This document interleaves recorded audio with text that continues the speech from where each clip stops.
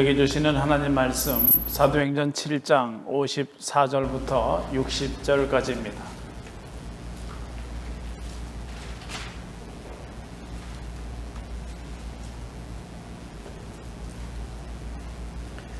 저희가 이 말을 듣고 마음에 찔려 저를 향하여 이를 갈거늘 스데반이 성령이 충만하여 하늘을 우러러 주목하여 하나님의 영광과 및 예수께서 하나님 우편에 서신 것을 보고 말하되 보라 하늘이 열리고 인자가 하나님 우편에 서신 것을 보노라 한데 저희가 큰 소리를 지르며 귀를 막고 일심으로 그에게 달려들어 성 밖에 내치고 돌로 칠세 증인들이 옷을 벗어 사울이라 하는 청년의 발 앞에 두니라. 저희가 돌로 스데반을 치니 스데반이 부르짖어 가로되 주 예수여 내 영혼을 받으시옵소서 하고 무릎을 꿇고 크게 불러 가로되 주여 이 죄를 저들에게 돌리지 마옵소서 이 말을 하고 자니라. 아멘. 우리가 예수 그리스도를 믿으면서 예수를 그리스도로 믿으면서 가고 있는 우리의 길이 있는데 그것이 제자의 길입니다. 제자도죠.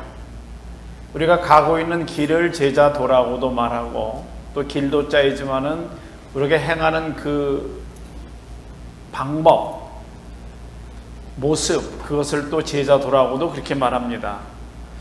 그런데 그 제자의 길은 우리가 한마디로 말하면 글쎄 여러분 마음에 안 드실지 모르겠습니다만 그것은 사실은 순교자의 길입니다. 그래서 우리가 예수를 믿으면 마치 바닥이 흙탕물로 되어 있는데 그 흙탕물로 된 것을 가면서 발이 빠지고 신발이 젖고 그냥 가는 그 길이 우리 평범한 길이었는데 예수를 믿게 되면 마치 탱크같이 타서 흙탕물이든지 돌멩이든지 눈밭이든지 아무것도 상관하지 않고 그냥 갈 수 있는 거라면 그것이 예수 믿는 자의 제자의 길이라고 생각했다면 그것은 대단히 처음부터 잘못된 생각입니다. 만일 그렇다면 우리 권사님 제가 갑자기 기도 지명을 해서 이렇게 기도하셨는데 순종하셔서 감사하고요. 기도하신 것처럼 오늘 이 자리가 이렇게 비어있지는 않을 겁니다. CD로 설교를 들으시는 분들은 얼마나 비어있는지 궁금하시면 수요일날 나와보시면 됩니다. 왜냐하면 길이 그렇게 흙탕물이고 걸어가기 힘든 발이 빠지는 그 질척거리는 길을 예수를 믿는 사람은 다 뭔가에 올라타서 편안하게 쿠션을 가지고 춥지도 않고 덥지도 않도록 그렇게 가는 거라면 오늘 이 자리에 훨씬 더 많은 사람들이 와 있어야 되는 거거든요. 그런데 예수를 믿는 올바른 제자의 길은 사실은 순교자의 길이라고 하는 것을 오늘 말씀을 통해서 여러분과 함께 이 말씀을 생각해 보려고 하는 겁니다. 기독교의 역사를 한마디로 말하면 그것은 순교의 역사입니다. 피 흘림의 역사죠.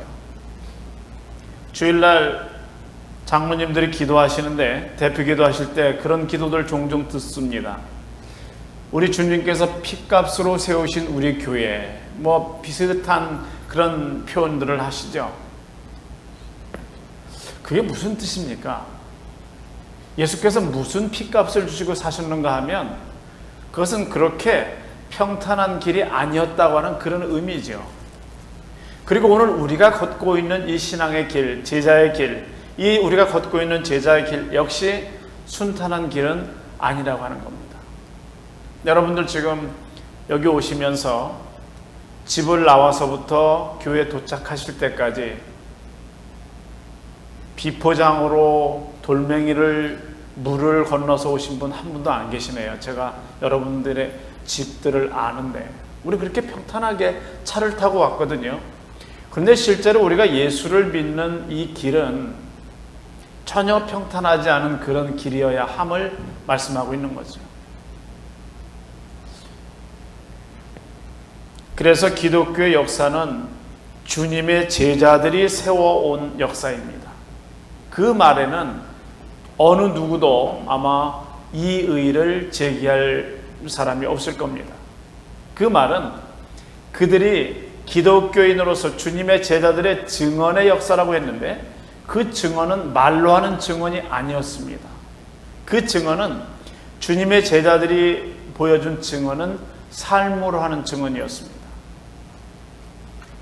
평생 우리가 한 번도 가기 쉽지 않은 것이 재판정에 서는 일이고 피고로, 그리고 또 쉽지 않은 것도 가서 증언을 하는 일일 겁니다. 근데 여기에서는 우리가 주어리 두리를 우리가 받게 되면 가서 이렇게 증언하는 거 보지 않습니까?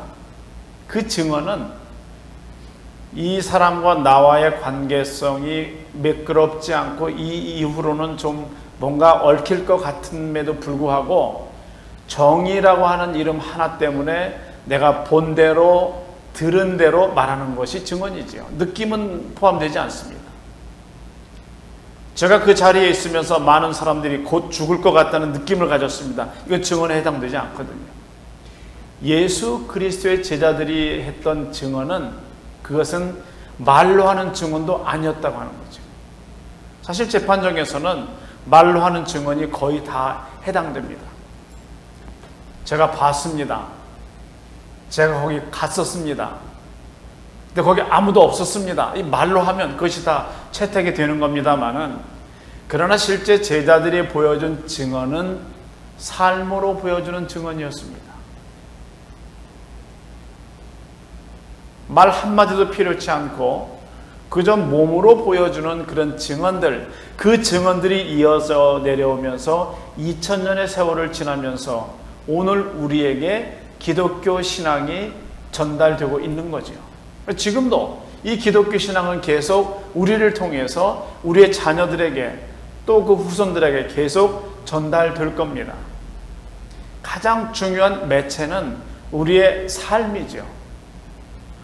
제자들의 삶이 기독교 역사를 지금까지 계속 이어져 나오게 하는 것처럼 우리의 삶이 우리 자녀들에게, 그 후손들에게 계속 이어지면서 기독교가 무엇인지 그것을 그들의 삶 속에 그대로 모형을 만들어가고 있는 것, 그것이 오늘 우리가 살고 있는 제자도입니다. 그래서 우리는 교회 역사를 말할 때에 그것은 순교의 역사라고 말합니다. 그 뜻은 순교자들이 지금까지 교회의 정통성을 이어가고 있고 그리스도로서의 예수의 오심, 성육신, 이런 모든 부분이 그들의 피의 순교 속에 남아있다고 하는 거죠. 그런데 하나님께서는 물론 구약에서는 교회라는 그런 구체적인 조직 자체가 없었습니다마는 그런 교회라는 공동체가 예수 그리스도를 중심으로 우리가 지금 말하고 있는 공동체지만은 하나님께서 교회를 계승시키는 방법으로 무엇을 택하셨는가 하면 사실은 순교적인 삶을 택하셨습니다. 우리나 우리의 신앙의 선조들이 순교적인 삶을 살아옴으로 인해서 교회들이 계승될 수 있었다고 하는 이런 말씀이죠. 지금 우리가 알고 있는 걸로만 해도 얼마나 많은 교단들이 있습니까? 이단은 말할 필요가 없지만 정통 교단 중에서도 얼마나 많은 올바른 제대로 된 교단들이 있습니까? 교회들이 다 치리 방법이 다르죠. 운영 방법이 다 다릅니다. 기본적으로 해석하는 성경의 해석이 조금씩 서로 다르죠. 크게 이단이 아닐 뿐인 겁니다. 그 많은 교회들이 여러 형태를 가지고 교단으로 정치 방법으로 운영되고 있는데, 이어져 내려오고 있는데 그 핵심에는 순교가 있다고 하는 거죠. 하나님께서는 교회를 계승시키는 그런 방법으로 우리에게 택한 것이 순교적인 삶이라고 하는 겁니다. 그것이 전제되지 않는 하나님의 일은 인간의 영광을 드러내는 것이기 때문에 결코 하나님의 영광이 드러나지 않고 그 일들을 통해서는 이어져 내려오는 한참 후에 가보면 그것은 교회가 아니라 어떤 공동체 같은 그런 성격은 될지 몰라도 예수께서 피값으로 사신 교회는 아닐 거라고 하는 이야기죠. 순교자가 무슨 빛을 드러낼 수 있겠습니까? 그저 희미하게 꺼져가는 등불 같은데, 그런데 그 순교자가 보이는 그런 희미한 등불, 바로 그것이 시간이 지날수록 점점 더 찬란한 빛을 발하면서 그 빛을 통해서 하나님의 영광이 드러나는데, 하나님께서는 구약은 물론 신약시대 오늘까지도 우리의 삶을 통해서 가장 드러내기를 원하시는 것은 하나님의 영광입니다. 그래서 그런 제자들의 올바른 삶을 통해서 하나님의 영광이 드러나게 되면 전혀 순교자 자신도, 제자 자신도 예측하지도 못했던 그런 아주 풍성한 그런 꽃들이 피게 되는 거죠. 그것이 신앙의 열매입니다. 그러나 그 신앙의 열매는 잘 아시는 것처럼 아주 맛있는 무화과나무 열매 같은, 아주 잘 익어서 아주 단맛을 내는 무슨 맹고 같은 그런 열매를 신앙의 열매라고 말하는 건 아니죠. 신앙의 열매라고 하는 것은 이렇게 정형화되어 있는 어떤 신앙, 결정체, 그것을 거기에서 딸 수 있으면, 볼 수 있으면, 그러면 그것은 신앙의 열매가 되는 겁니다. 우리 어머니는 평생토록 예수를 믿었는데 평생토록 무릎이 성한 날이 없었고 평생토록 손이 부르터서 매일 남의 밭일도 하셨고 했는데, 그런데 지금 내가 보니 그것은 신앙의 열매를 내가 따고 있다라고 어느 자녀가 말할 수 있다면 그것이 신앙의 열매입니다. 우리 어머니는 예수를 믿기 전과 믿은 후로 비교한다면 믿기 전에는 그야말로 고생을 너무 많이 하셨는데 믿은 후로는 호강에 너무 호강에 부유한 삶을 사셨습니다. 그것을 우리가 신앙의 열매라고 말하는 것이 아니라고 하는 거죠. 스데반이 오늘 말씀 속에서 순교하면서 그가 바라본 것은 하나님의 영광이었습니다. 그가 예측한 것은 자기 자신의 죽음이었습니다. 우리가 살아가는 이 세상에서도 이제 곧 나는 죽을 것 같은데, 그런데 이러한 삶을 통해서 결국 하나님의 영광이 드러날 수 있다면 우리는 감히 그것을 순교라는 단어를 사용할 수도 있지 않을까, 그런 생각도 듭니다. 왜냐하면 오늘 주님은 현대를 살아가는 우리 모두를 사실은 순교자로 불러주셨습니다. 동의가 잘 안 되시죠? 여러분을 순교자로 불러주셨다는 이 말씀 여러분 동의하십니까? 계속 설교자가 쳐다보고 있으니까 고개는 끄덕여야 되겠는데 마음속에서는 동의가 안 되고, 하나님께서, 예수께서 오늘 우리를 부르신 것은 우리 모두를 순교의 자리로 불러주셔서 우리 한 사람 한 사람이 순교자적인 삶을 살아갈 수 있도록 명하셨다고 하는 거죠. 이북에서 넘어오신 한 원로 목사님, 이민식 목사님이라는 분이, 그분이 자신의 고백을 쓰셨습니다. 당신이 평양에서 목회를 시작할 때, 그때는 온 대한민국 전체가 엄동설한 같았다고 합니다. 예수를 믿으면, 믿는 것이 발각되면 그야말로 끌려가고 감옥에 가거나 심지어 죽음을 당할 수밖에 없는 그런 상황. 거기에서 교인들은 그야말로 얼어 죽지 않기 위해서 영적으로 긴장하고서 그 속에서 몰래 찬송을 부르고 어두운 밤에 성경을 읽어가는 그런 신앙생활에 대해서 이민식 목사님이 말씀을 하셨습니다. 그분이 덧붙이는 것은, 그러나 오늘의 이 시대는 마치 삼복도에 같다고 하는 그런 이야기를 하셨습니다. 오늘 우리가 예수를 믿는 이 환경은 마치 더위가 기승을 부리는 삼복도에 같다는 그런 말이죠. 예나 지금이나 긴장하지 않으면 얼어 죽든지 썩어서 죽든지 결국 그럴 수밖에 없는데, 사람들은 삼복더위에는 전혀 긴장을 하지 않는다고 하는 거죠.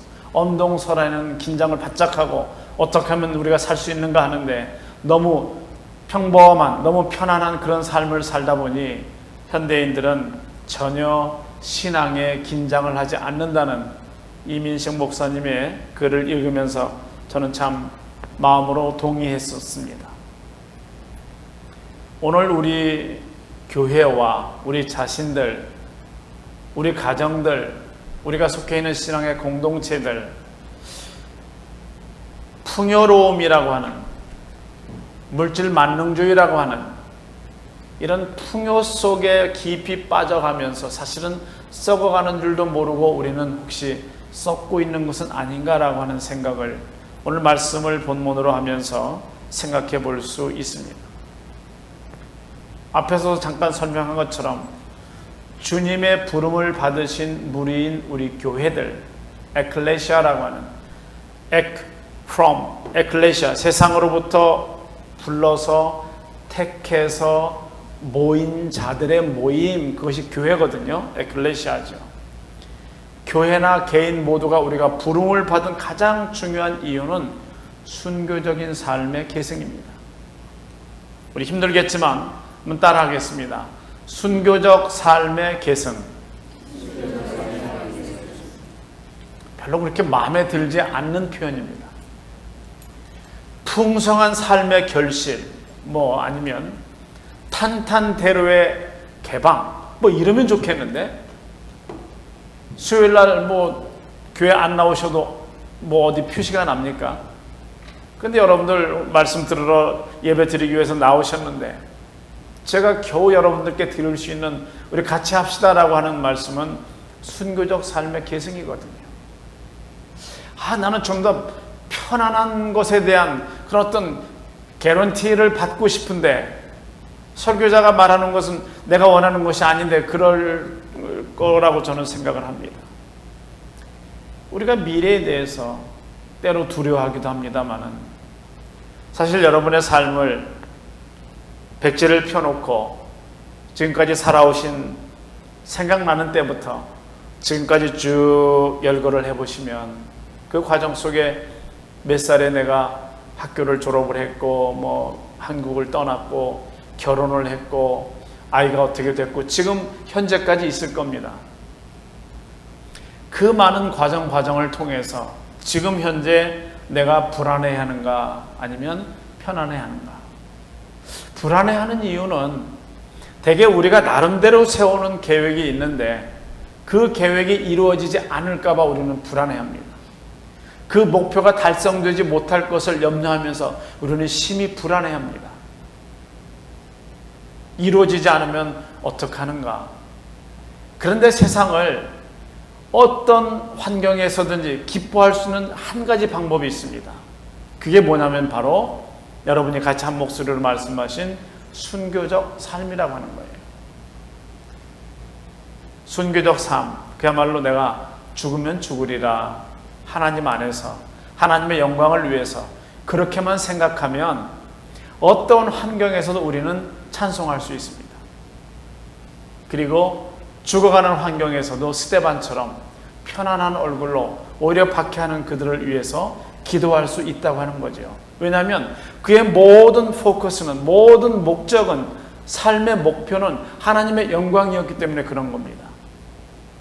만일 그가 나는 50에 이걸 해야 되고 60에는 이런 삶을 살다가 70에는 이걸 해야 되겠고 모든 목표를 다 10년 단위로 5년 단위로 쪼개 놓았다면 지금 죽음 앞에 서 있는 그 스데반의 마음속에 있는 가장 큰 지배적인 감정은 실망이죠. 낙담입니다. 불안이죠.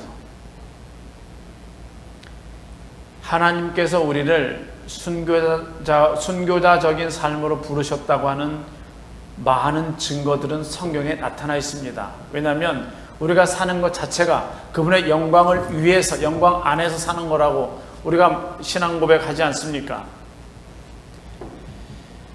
그러면 우리가 어떻게 하면 내가 순교자가 될 수 있는가? 우리의 힘으로, 내가 가진 결심만으로 내가 순교자가 될 수 있는가? 사실 그렇지는 않습니다. 오늘 본문에서 말씀하는 것처럼 성령이 충만해서 스데반은 하늘이 열리는 것을 보았습니다. 그래야 순교자가 될 수 있습니다.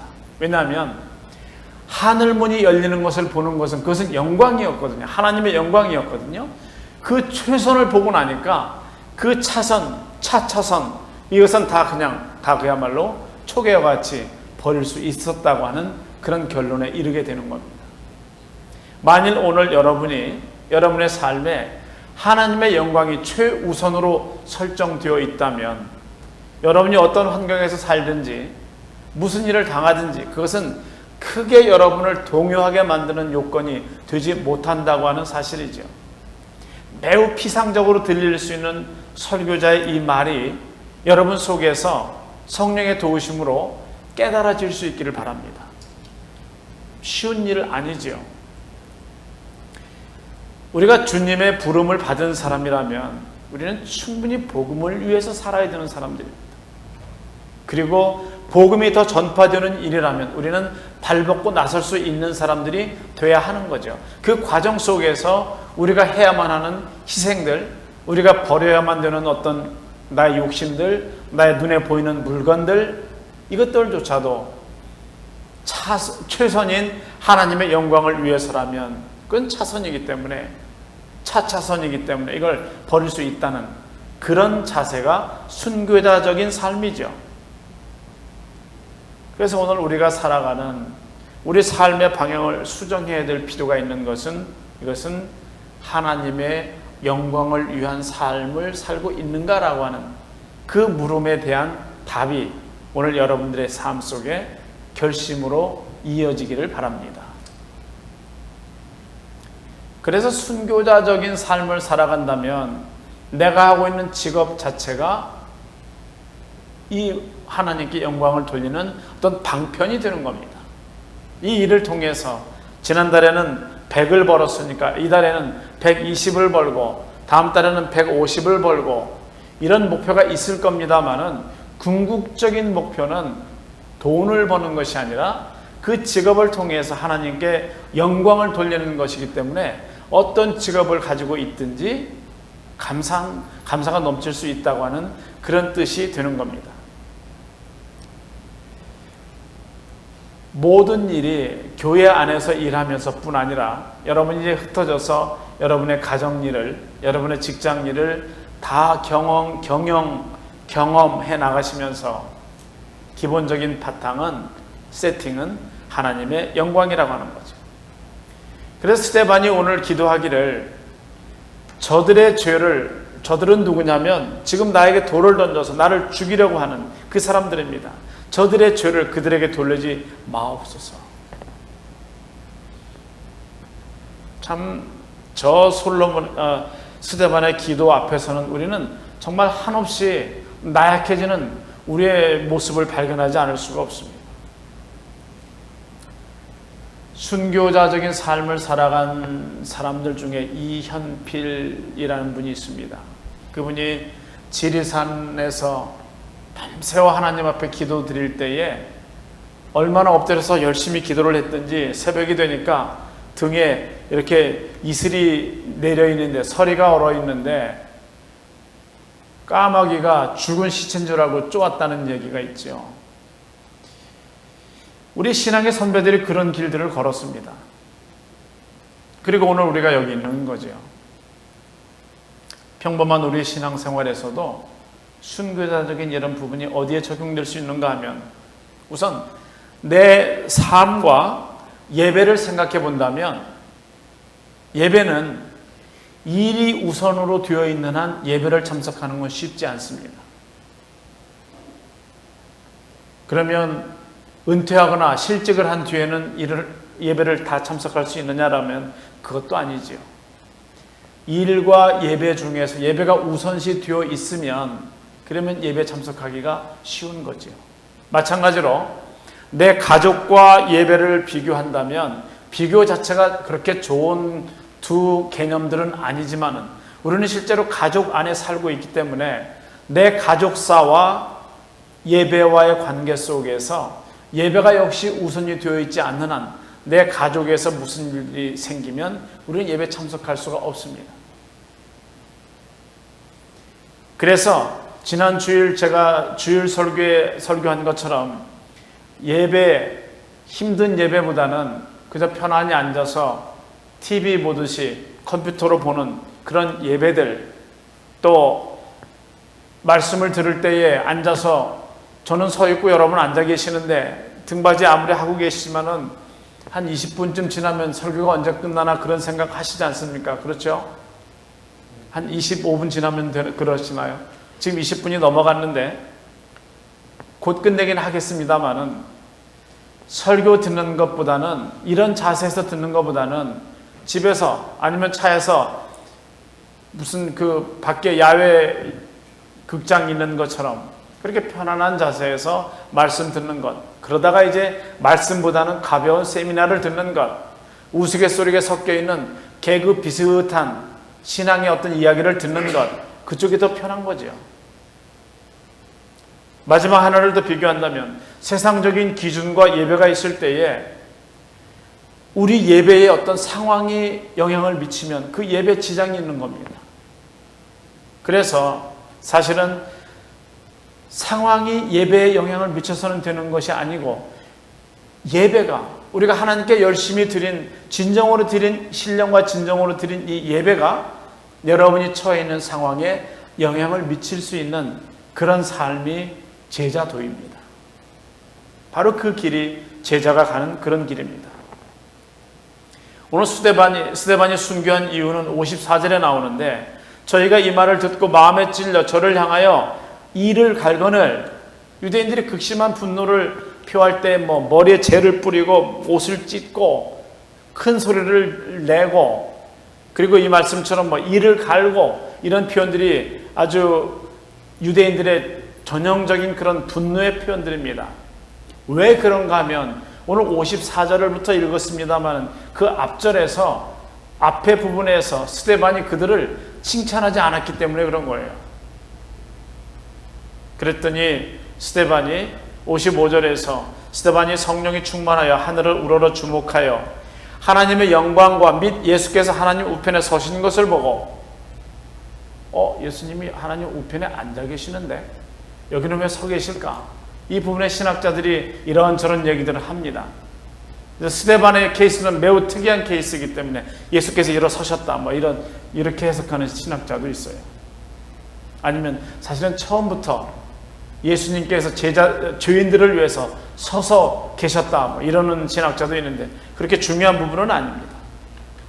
그리고 그들은 사람을 죽일 때, 순교시킬 때에 특히 종교적인 그런 일로 한 3.5m쯤 이상 되는 그런 데서 바닥으로 던졌습니다. 그것이 바로 오늘 말씀에 있는 58절에 성 밖에 내치고, 그 부분에 성 밖으로 내치고 그 다음에 증인들이 그를 돌로 던집니다.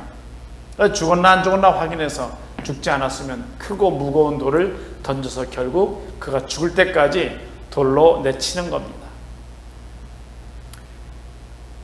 주님은 이미 우리를 성령 충만한 길로 부르셨습니다. 성령 충만한 길이 살 길이기 때문에 그런 거지요. 성령 충만하게 살아가면 예수 믿는데 아무 문제가 없습니다. 지장이 없습니다. 상처주탈 안 생기고요. 어려운 일이 생겨도 넘어갈 수 있고요. 교회를 하면서 누가 칭찬해 주지 않아도 기쁨이 있고요. 성령 충만하니까 그런 겁니다. 그래서 예수께서도 예수님의 뒤를 따라가는 제자도의 길을 걸어가면서 제일 중요한 방법으로 성령 충만을 말씀하시는 거예요. 그래서 오늘 우리가 성령 충만을 받아야 될, 성령을 충만하게 받아야 될 이유가 거기에 있는 겁니다. 우리 이 공동체 안에서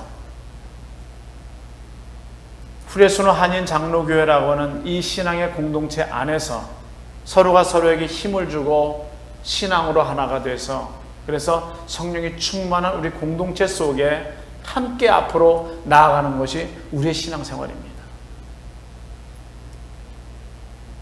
우리가 이 어려운 일들 극복하는 방법은 내가 죽으면 죽으리라 라고 하는 순교자적인 그런 마음으로 살아가는 겁니다. 그래서 우리의 삶의 목표는 여러분이 인정하시지 않더라도 순교의 길입니다. 순교의 길로 설정해 놓고서 내가 그 길을 걸어가게 될 때에 웬만한 일들 아무 문제 되지 않습니다. 왜냐하면 하나님의 영광이 내 삶의 가장 큰 목표가 되기 때문에 그렇습니다. 이 말씀이 여러분 속에 깨달아지시고 여러분의 삶의 목표가 되시기를 우리 주의 이름으로 축원합니다. 기도하겠습니다. 사랑 많으신 아버지 하나님, 저희들 속에서 하나님의 말씀이 먼저 기억되게 하시고 또한 깨달아지게 하셔서 스데반이 순교하면서도 그렇게 기도할 수 있었던 그 이유가 우리의 정서로 깨달아지게 하시고 우리의 신앙으로 납득되게 하셔서 우리도 세상 살아가면서 기본적으로 우리는 순교자적인 길을 걸어야 된다고 하는 이 명제 앞에서 우리의 삶의 목표가 바뀔 수 있도록 도와주시옵소서. 예수님의 이름으로 기도드리옵나이다. 아멘.